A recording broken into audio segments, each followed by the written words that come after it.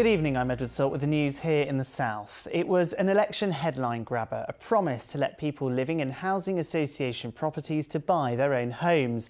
But now one Tory-controlled council is expressing serious doubts over that policy tonight.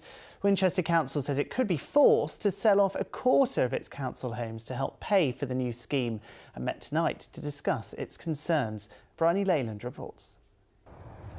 There's not a petal out of place in the property 90-year-old Leslie Wilcock is proud to call home. He and his wife started renting this house from Winchester Council in 1957. When they were given the right to buy in the 1980s, they seized the opportunity with both hands.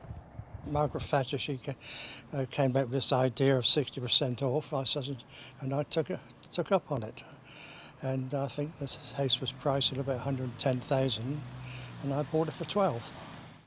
2.5 million tenants have already bought their council homes since the 1980s, some getting a 70% discount on the buying price. Now, housing association tenants are to be offered the same deal. A new property will be built for everyone sold, but the discounts will be funded by getting councils to sell off their most expensive properties as they become vacant.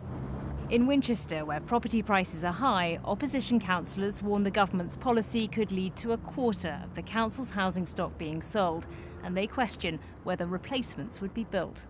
There's the question of finding land, and then there's the cost of building the houses. But fundamentally, we don't see why money that's been built up by Winchester taxpayers and Winchester tenants by paying rent over the years should be raided in order to pay for right to buy somewhere else in the country. The council is currently building some new housing to help meet demand, but these are valuable new properties, and under the proposals it could be forced to sell them off. The Conservative leader supports the right to buy, but wants the government to look hard at how the policy will work in practice. There's still some things we want to see in the detail, but not yet been made clear. We don't want to have to be forced to sell our high-value stock, when in fact in Winchester everything is high value. The government says the right to buy will help millions of people who aspire to home ownership and insists the scheme will expand housing stock overall. Winchester councillors have been meeting tonight to debate their views. Bryony Leyland, BBC South Today, Winchester. Well, our reporter David Allard was at that meeting this evening. He's live with me now. David, what came of this meeting tonight? Well, Ed, there was clearly a lot of concern about the potential impact on the city. House prices in Winchester are among the 10% highest in the country, and the council's faced with selling off a lot of its housing stock.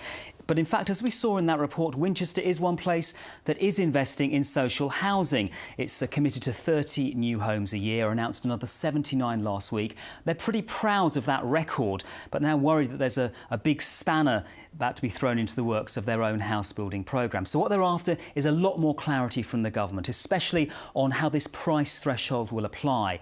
Now, there are currently 2,000 people on the housing waiting list in Winchester, and Lib Dem councillor Jamie Scott tonight said we'd be doing them an injustice if we don't tell the government they've got it wrong. Ed. OK, David, thanks very much indeed. David Allard there.